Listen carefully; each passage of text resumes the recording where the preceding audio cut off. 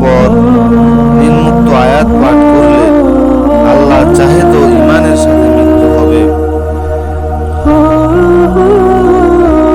রব্বানা লা তুজিগ কুলুবানা বা'দা ইয হাদাইতানা ওয়া হাব লানা মিন লাদুনকা রাহমাতান ইন্নাকা আনতাল ওয়াহ্হাব। বাংলা অর্থ: হে আমাদের প্রতিপালক, আমাদেরকে হেদায়েত দান করার পর পুনরায় অন্তরকে বিচলিত করবেন না, আর আপনার পক্ষ থেকে আমাদেরকে অনুগ্রহ দান করুন, নিশ্চয়ই আপনি সবচেয়ে বড় দাতা।